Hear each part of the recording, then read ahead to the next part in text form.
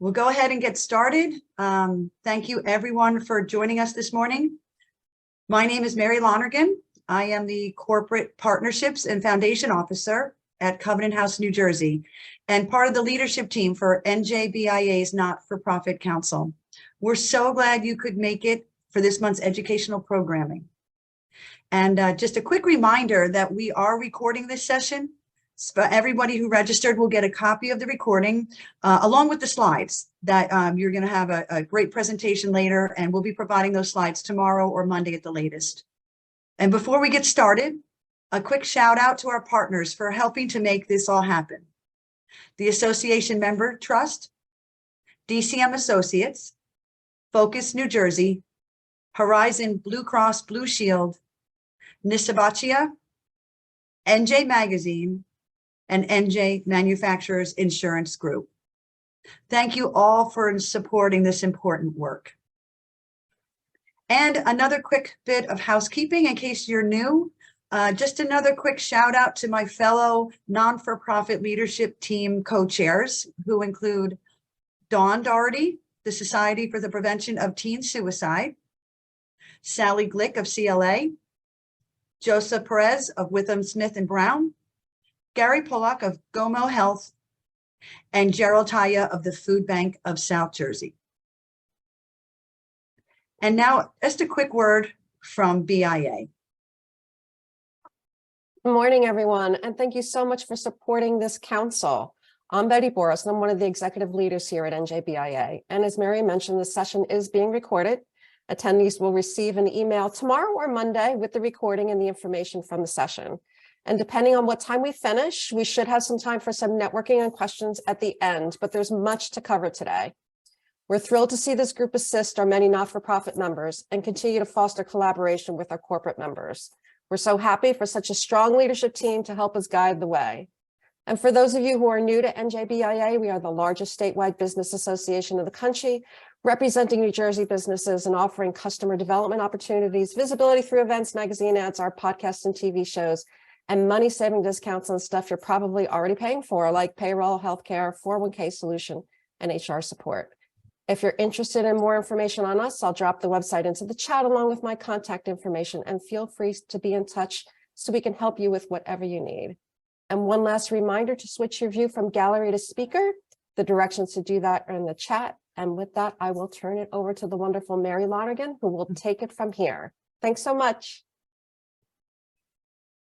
Thank you, Betty. It's just so great that everyone's here this morning.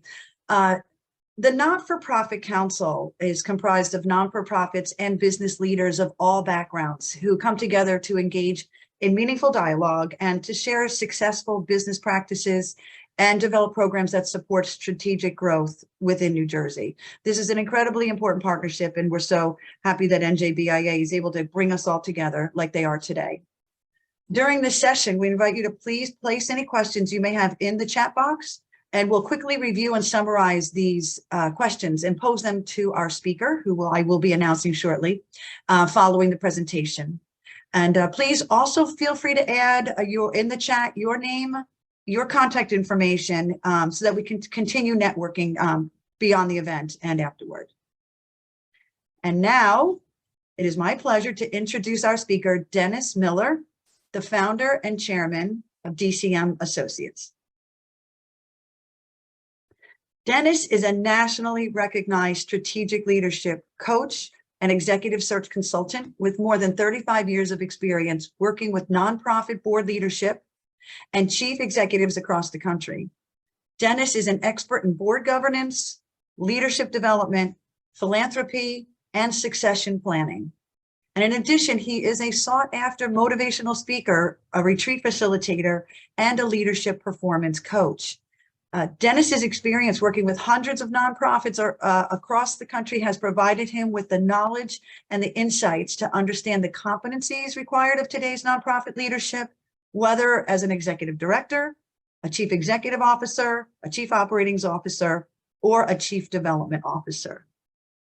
As the founder and chairman of DCM Associates, Dennis and his team recruit executives who can inspire their organizations to achieve greater levels of success and measurable achievements.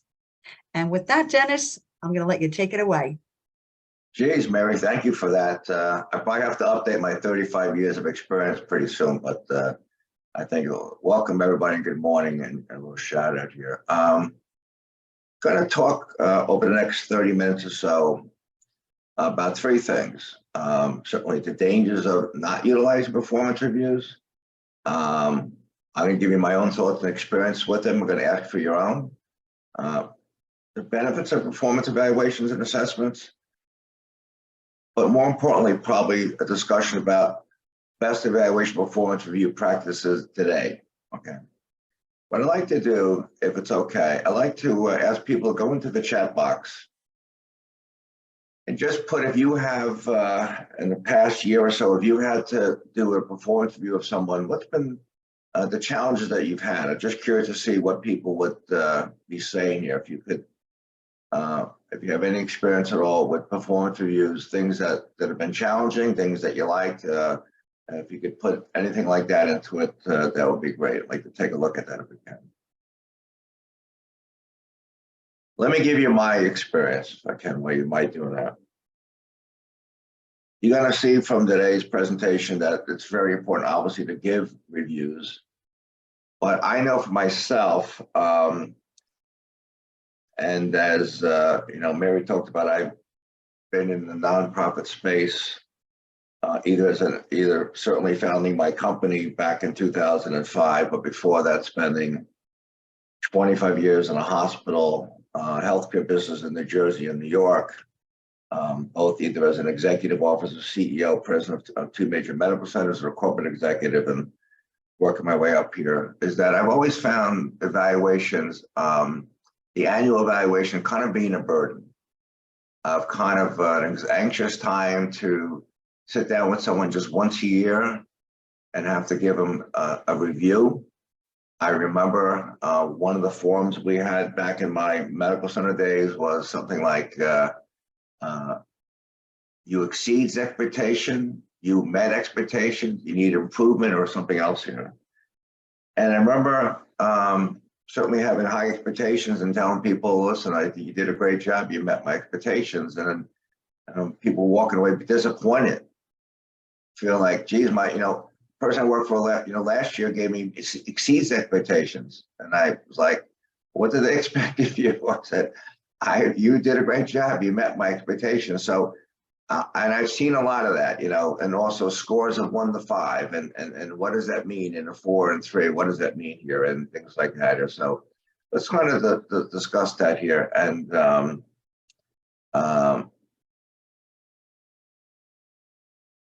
certainly, I think it's kind of somewhat common sense about the dangers of not doing it. Think about this for a second here.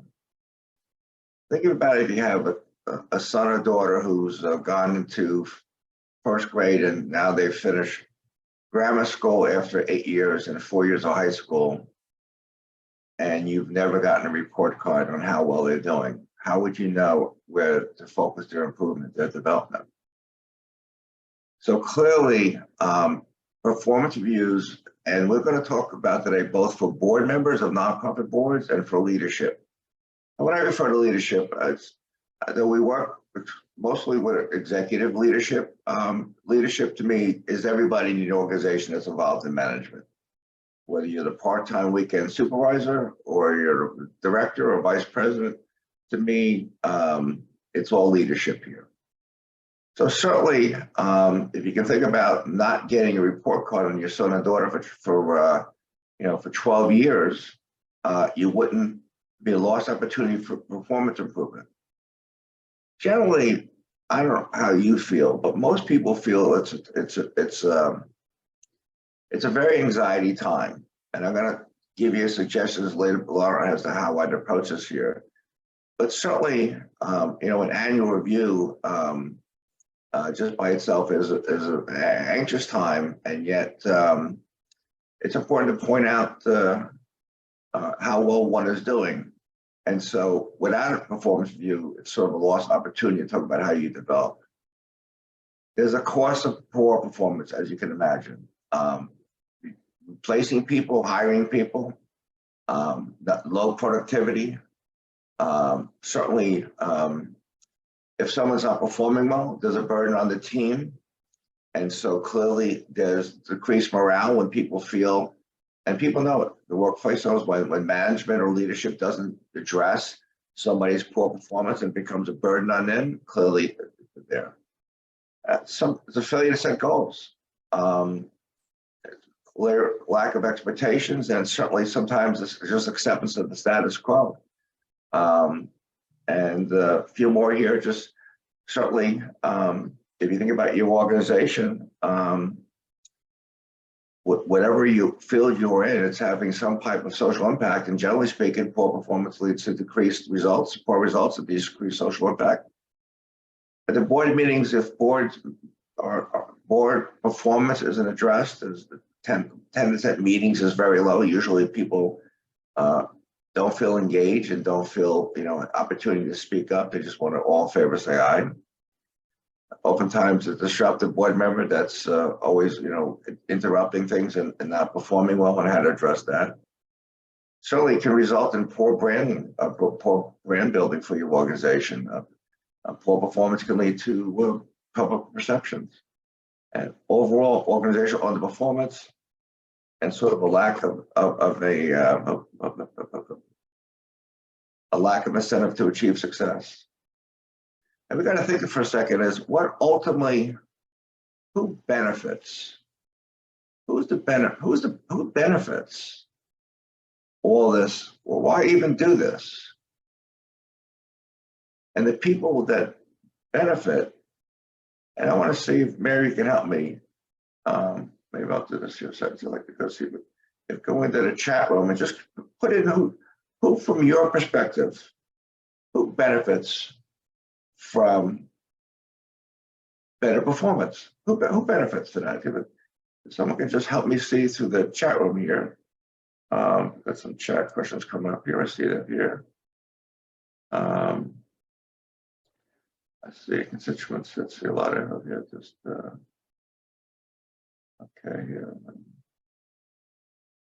Yeah, Mary, absolutely. John, Suzanne, I see that here. Yeah, it's those that we serve.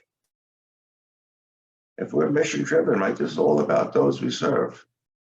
And so it's important to remember kind of why we do this here. Okay, hopefully I can get back to my my screening here. So let's see here. Okay. Now, spend a few minutes here looking at the benefits of performance evaluations. By the way, does anybody have anything to add? Does anybody disagree or add something to add about the dangers of not doing it? Again, I think it's just not knowing where to improve things, and that can be a problem. So the benefits of an evaluation or assessment are opportunity to gain insights for improvement. Clearer direction and goal setting. Clarifying roles and responsibilities is obviously really important. From a board's perspective, it enhances and improves board governance. I have an expression that I've always used, maybe if some of you heard it. A good board evaluates the executive director or CEO. A great board evaluates itself.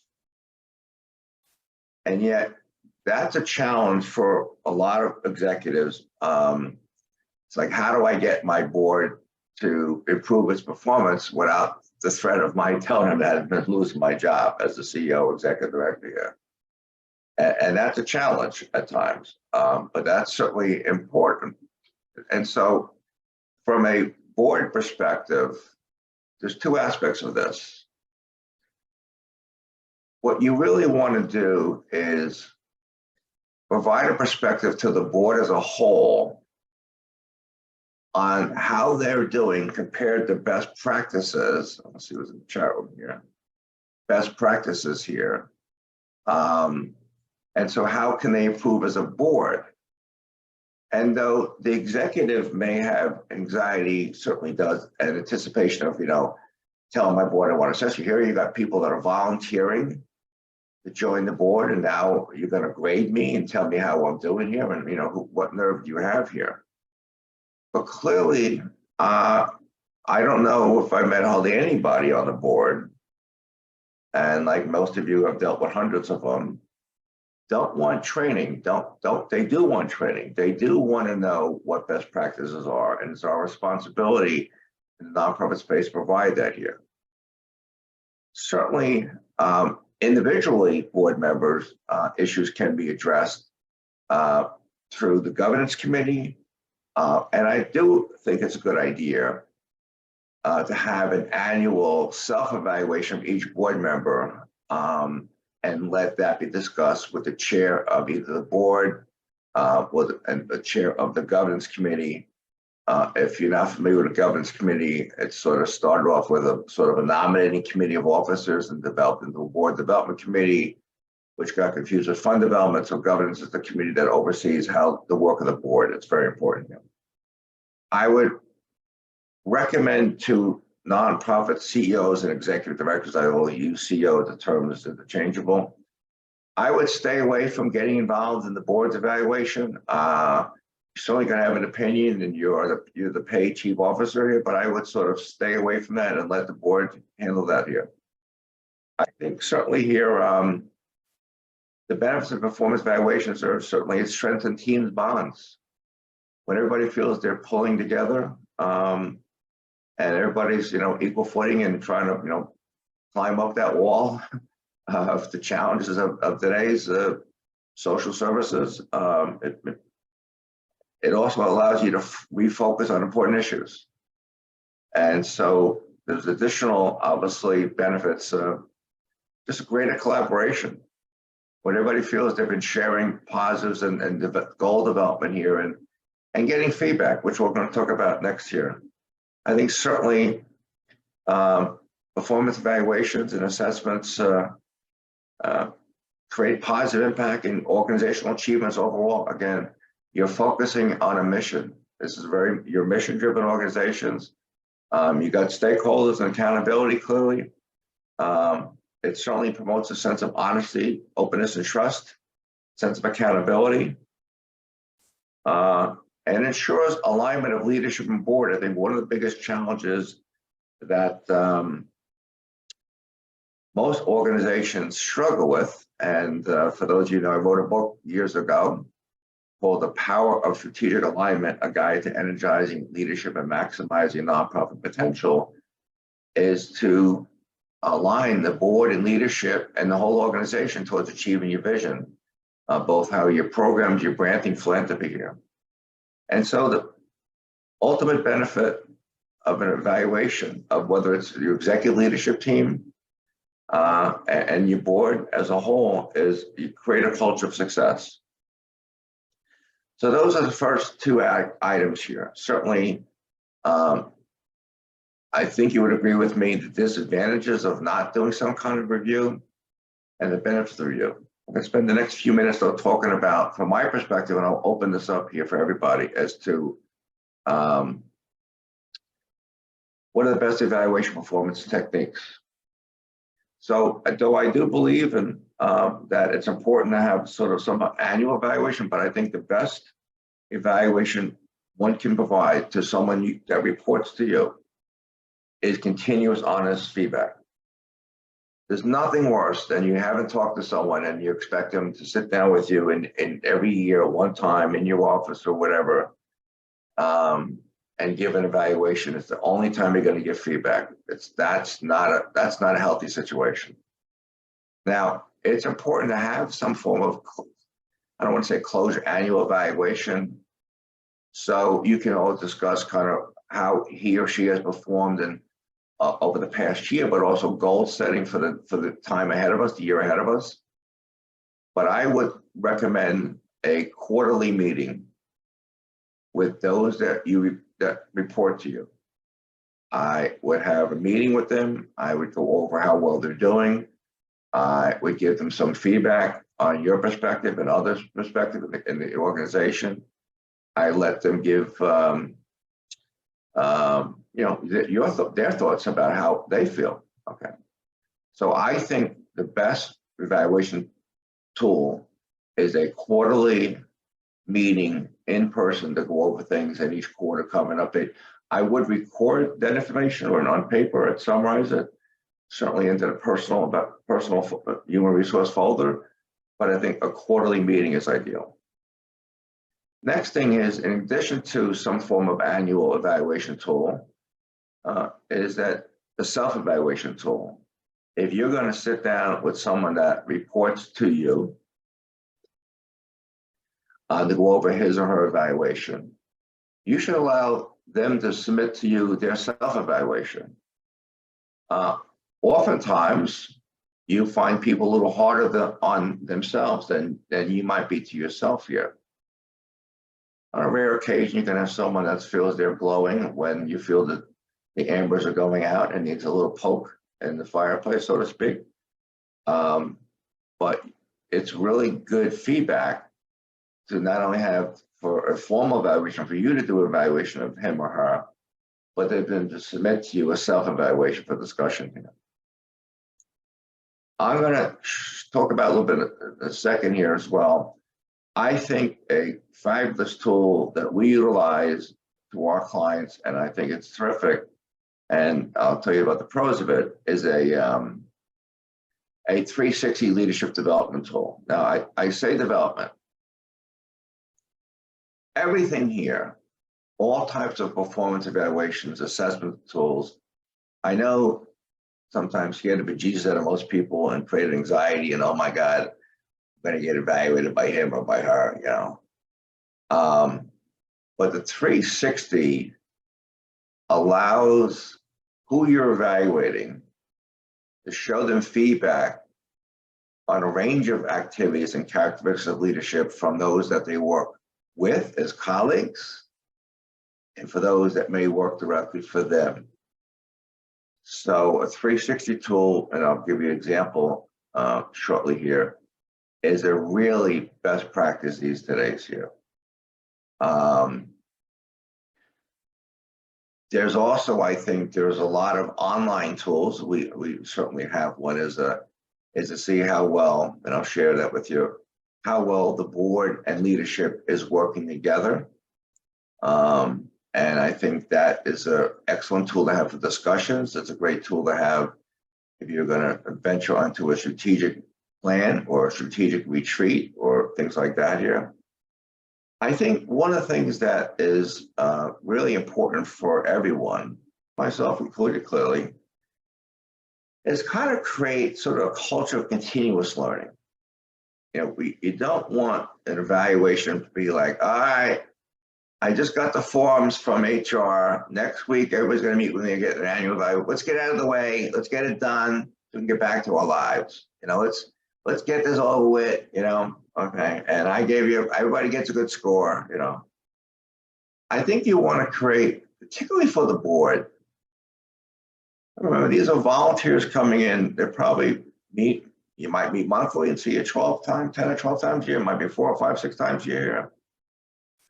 You want to provide them ongoing vehicles, either through online courses or by presenters coming into the board meeting, or inviting them to join you at a statewide or annual national conference on nonprofit leadership and board training. And I think that's really, really important. Another aspect here, which is beyond the scope of today's session, but I always ask people this. How many of you as an organization have some form of strategic plan to help you achieve your vision and goals? And most people will say they do. Either just they're involved in the middle of one, they just finished one, the one they had is just, it's stale, needs to be vitalized. But most people have some type of leadership, strategic plan, I mean, some type of plan, with timetables and measurements. If I ask you in a nonprofit space, again, most organizations, do you have a plan to increase donors and dollars? Most people say, I have a plan to increase, yes. It's very important to us to have new donors, new dollars. We can't rely constantly on public funding, which is minimal these days and things like that, so you have a plan. And certainly, all of you would be well aware of having a financial plan. You have an operating budget, you've got a plan or the financial statement to see how well you're doing, assets and liabilities, but how are you doing in terms of income and expenses and sustaining your mission.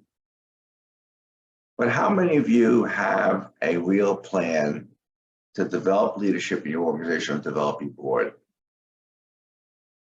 just curious if anybody would like to just, and I'm going to say this to you, you can say, well, I have a friend that does, you may be with a colleague that just go into the chat box and indicate whether you know of anybody, your organization has a leadership development plan and or a board development plan. I'm just curious to see how many of you have that. Let's take a look at this.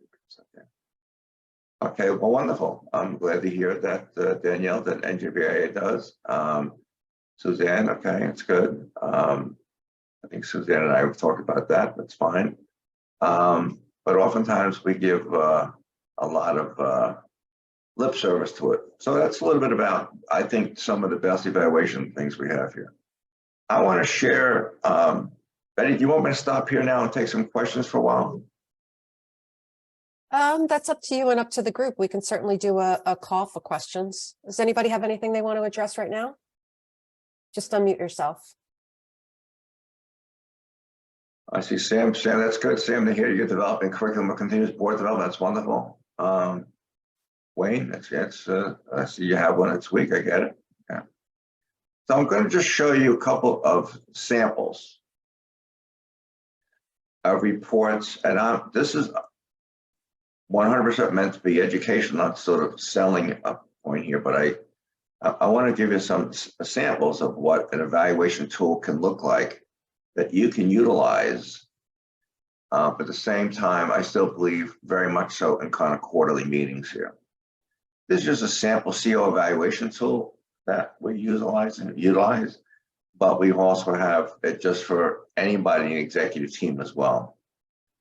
And it addresses things like overall organizational performance, strategic leadership, board relationships, community relationships, brand identity, fiscal stewardship, and culture philanthropy. And you want to not just ask questions about, yes or no, or 1 to 5, but our recommendation and for tools and what we use is make a statement like such as, these are just summary responses, examples here. Establish and communicates the organization's strategic vision and develops effective strategy for implementation.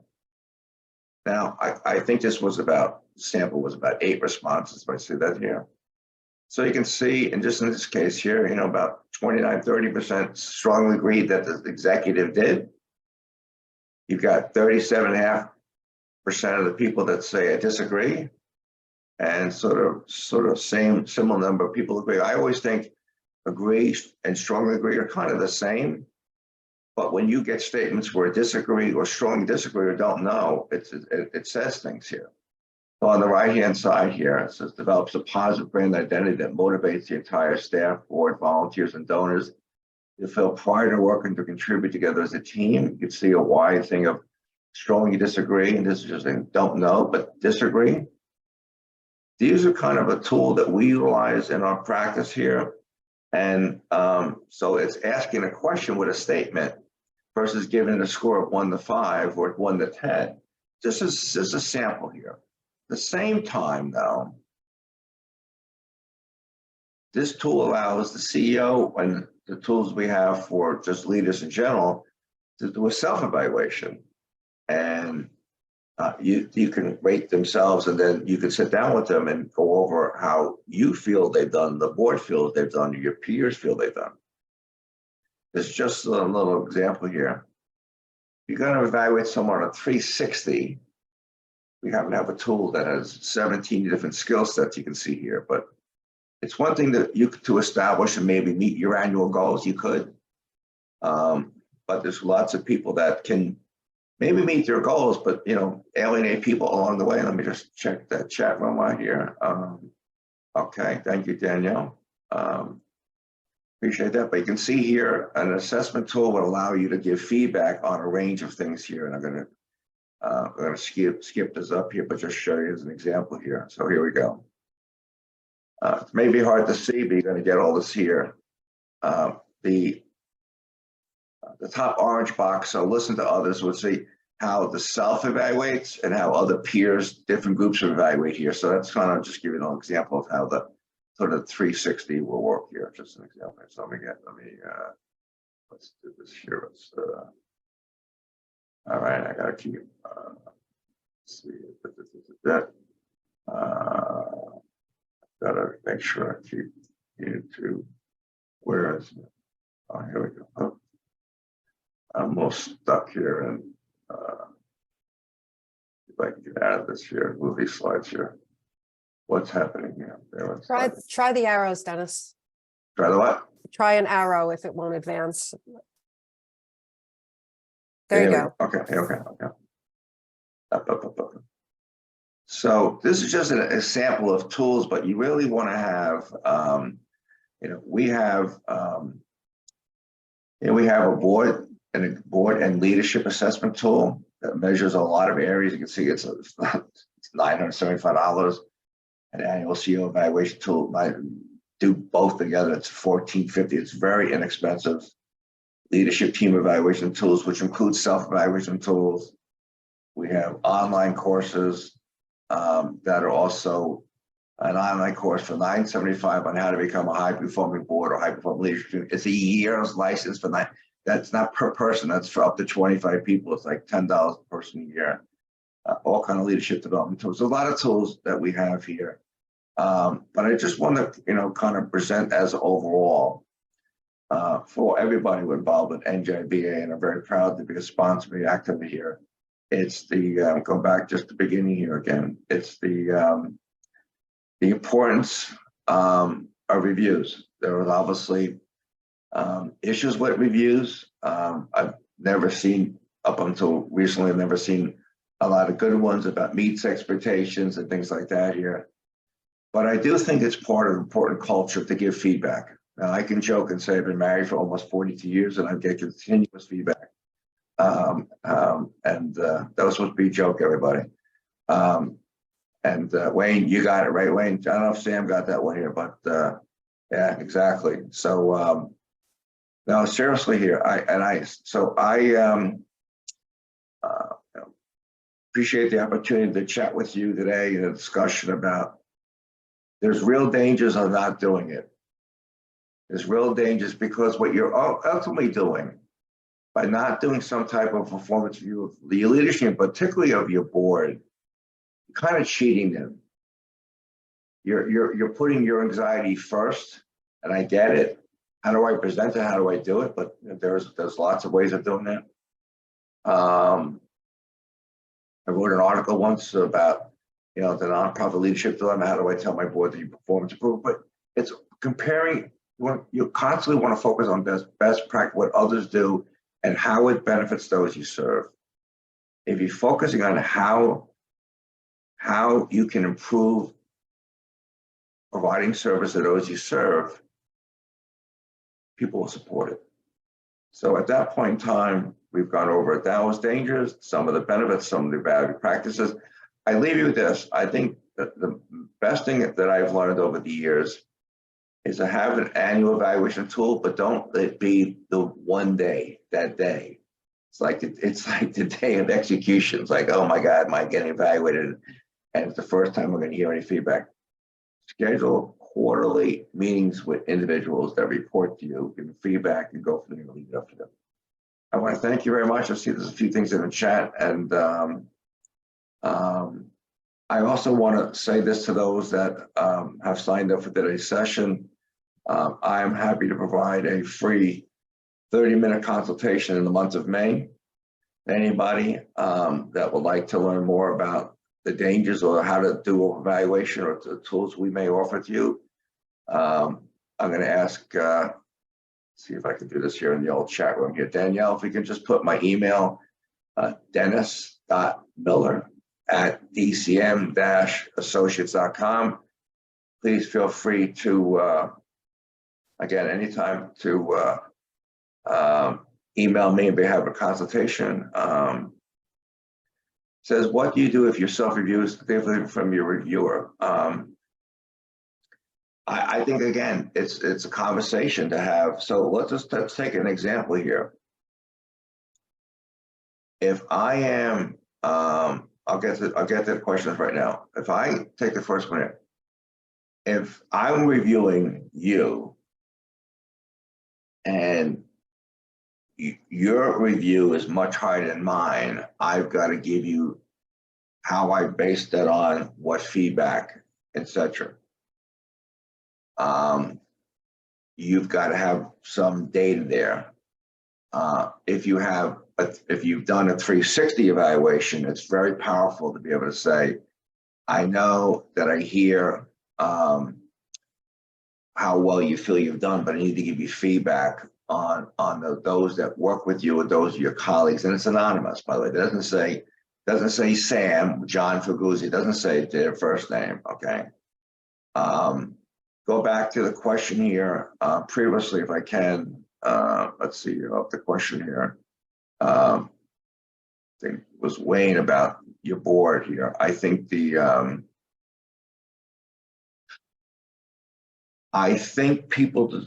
need to hear, oftentimes, Wayne, from an outside person who might come in, just as you have an outside person come in and give you a review of your audit financial statement.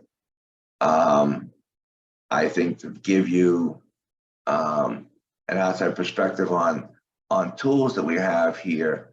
But again, you want to focus on that, what they're not doing. You want to focus on information we have about what others are doing, and let's have a conversation. I believe that with boards,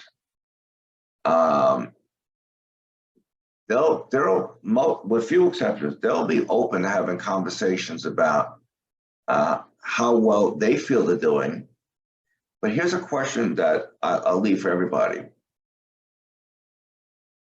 I believe every board meeting should have the 50% rule, which is this. You know, some meetings, it might be 20%, 80%, 50% on average. Make sure there's a discussion predetermined, prearranged, pre-scheduled on the agenda of a question that you're going to have a discussion. So besides the update committee reports, which are important, we can have a question, something like this. I think you want today, we're going to start off a conversation about how do we measure the value we provide to people in our community? How do we know what is our image in the community? We're going to talk about what do we think has been the top achievement we've had this past year. Allow an open-ended conversation to take place, and making sure that everybody's heard, not just the two people that always say things that people don't. That's not very important here. I think it's really, really important to have some open discussion at 50%. I think that's vital here. I think it's, again, most people are going to want to have a conversation. Most people are going to want to learn what other people can do. And here's the misnomer. We in the leadership side of the house may think that boards don't want training. They absolutely do. Most of us have people walk into the boardroom, leave their sense of humor and knowledge behind them, and just go into the room and watch everybody else and put their hand up and say, all in favor, say aye. You have a responsibility to engage that board as a partner with you in leadership. Finally, the question becomes for everybody. How do we measure our own success for the year? And how do we measure our organizational success? And if you're a board member, how do we measure our success as a board? Those are questions that you should have, part of your repertoire, part of your culture. I hope, again, I thank everybody who's participated here. Danielle, I hope I met your time allotment here. I haven't seen any those canes that come out of the Zoom room to get me and get me shut up, Mary. I want to say hello to Laura down there. I see Laura. Hello, Laura. Good to see you again. And I have to catch up these days. And Mary, I'll turn it back to you and Danielle and Betty. Well, thank you, Dennis. I mean, I certainly took a lot of notes, you know, myself being fairly new in the nonprofit space myself. And I think the one thing that resonates, Dennis, and I know we have talked before, is that whole concept of board engagement. Don't just give a report, Don't just come and report and say, thank you for showing up. Now go out, connect, and fundraise for me. I mean, your board members will see through that. And you really brought them on for strategy and input. And I think that's a great point. And every time you say it, I write it down again. So I'm thankful and I appreciate all of you said. And I don't know, are there any other questions, Betty, in the Q&A that we haven't already read? Are there any other questions anybody wants to add before Dennis is over today? I Just don't have any. also just a comment, and I'll make sure that everybody, Betty has it here, but as our partnership with NJBIA, there's a discount code that we provide. I'll make sure you have it again. So there's a $100 discount off any of our tools at $975. So, and for people that belong with NJBIA, so our board and leadership assessment tool, our online courses, or annual evaluation tools, there's $100 off on that. So we'll take it from here. Say hello to my friend John Pagasa down there. Hello, John. And turn it back to everybody at NJBIA. What a great group, and thank you for inviting me to be part of it today.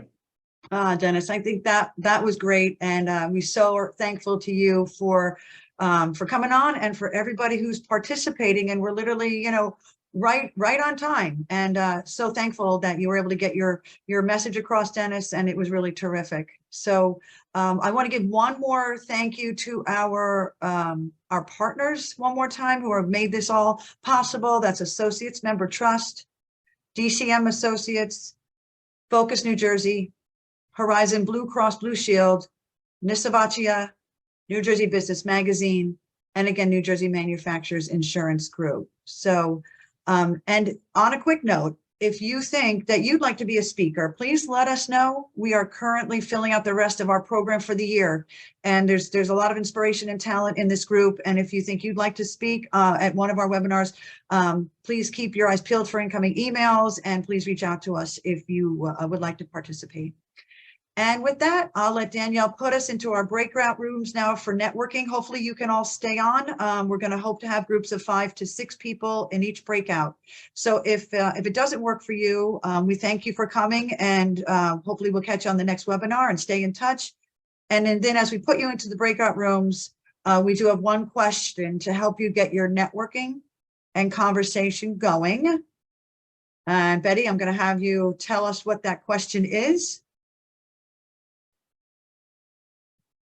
So the issue, or the question that I want to address is, how do you address fundraising by for your board in a evaluation?